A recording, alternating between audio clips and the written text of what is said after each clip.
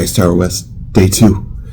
Today starts the prototype con and everything, so it's kind of the real show starting for me. I'm scheduled for games starting at 10, so I got a little bit to do before now and then. Finish the board, get something to eat. That's basically it. We did really good last night as far as amount of work, so yeah, let's get started.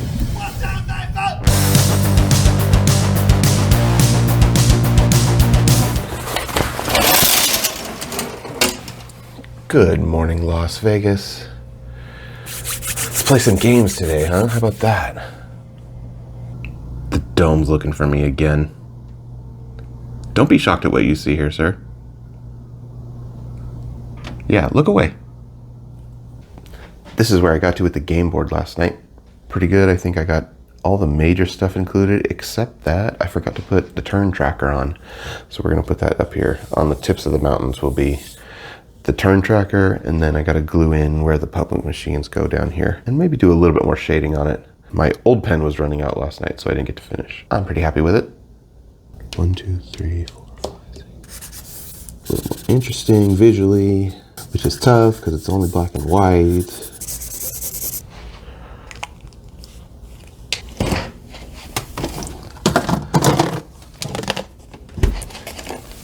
Breakfast of Champions. Leftover turkey sam from last night.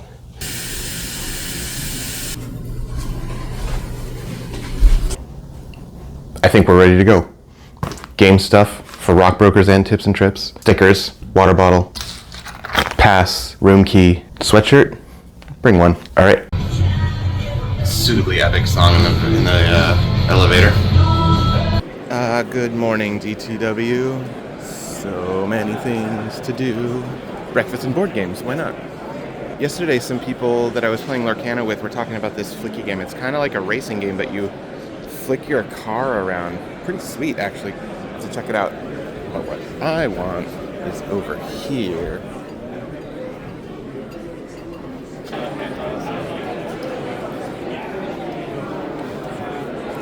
The line has wrapped around from the door all the way around the hallway over there, round back over to here, to where I am, back and around over there. And that's where we stopped so far. I don't know why there's such a big line to get into that room. Oh, the line broke down as soon as they opened the door. People started rushing, and there was no stopping them. The sea of humanity. We want to play games, let us play games. We're almost there. Yeah. A schedule. Yes. You have definitely stepped up since a couple years ago when I was in. Yes. We've added all kinds of fun stuff. My first game for the day was Villain Inc. by Dana Chaffin, but I'll let him tell you about it. And you are all evil CEOs in charge of a corporate company, corporation, bent on controlling the world, dominating the world. And you do that by gaining influence, but minimizing your exposure. Everyone at the table had a good time playing Villain Inc., but we all agreed that it was still in need of some balance work.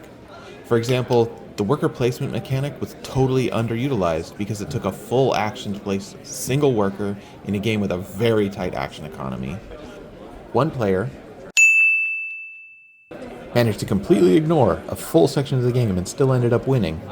But we all liked what we saw, and I hope to see more from Dana's Trimira games, and you can check out a link in the notes below. Next up was Mermaid Caverns by Darlene Spinney and Ethan Watkins from Merchants of Mayhem. So, in this game, you're all going to be mermaids that are going around the Kraken, stealing his gems and trying to lure his fish away to add to your own personal, fish group, your own friend collection. Yeah.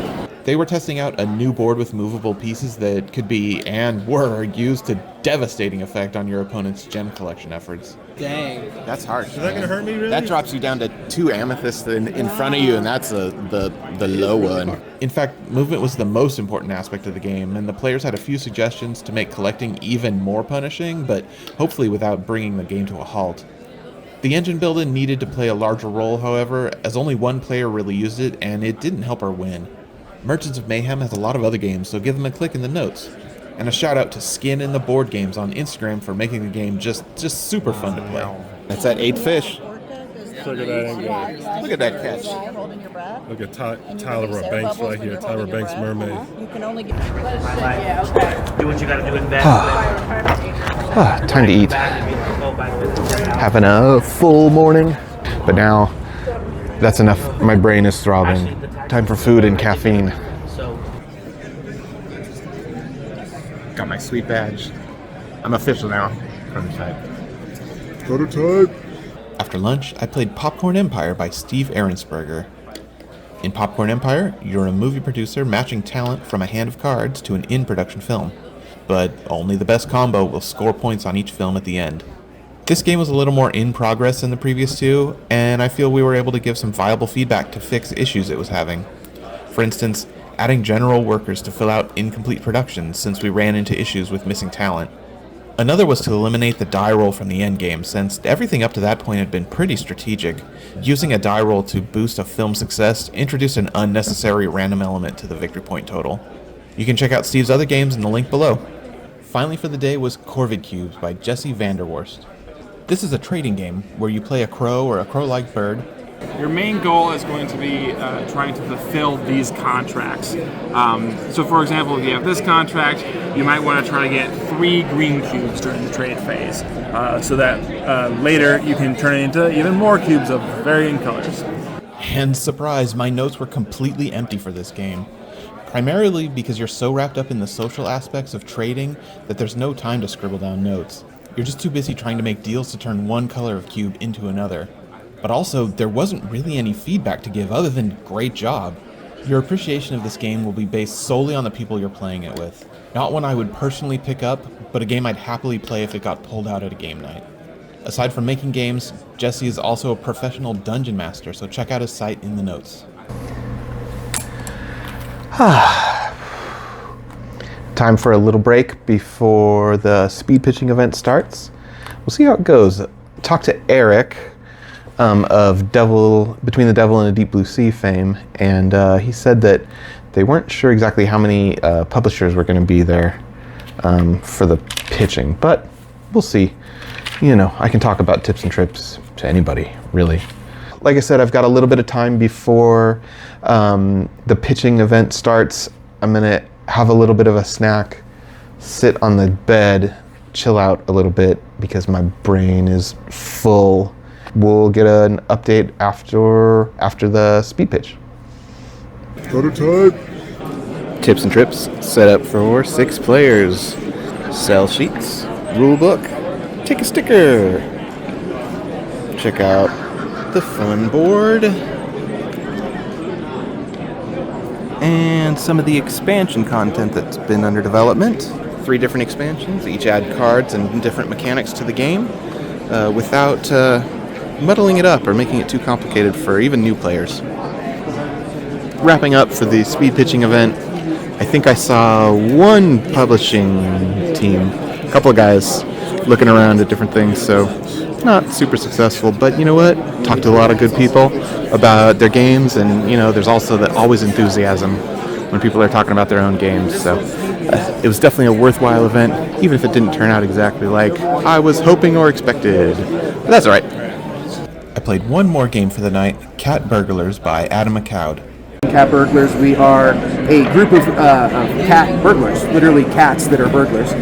We're going out into the world and we're trying to steal the best cat items, things like cat collars and cat art and catnip and cat toys and high-end albacore tuna, right? It's sort of a trick-taking game where you're betting on which goods to steal in the hopes they'll be worth the most money. Adam's been working on this game for a while and had the design pretty zeroed in, so there wasn't a lot of notes to be made. I was intrigued by the passing mechanic, which brought some life to the trick-taking genre, and you can follow Adam on Blue Sky for game updates. There's a link in the notes. Day 2, in the books. It's Friday today? What day is it? No, it's Thursday today. Tomorrow is Friday. It's my day for doing my prototype, so I'm excited about that. Look, I'm eating healthy. I'm eating a salad, so don't judge me.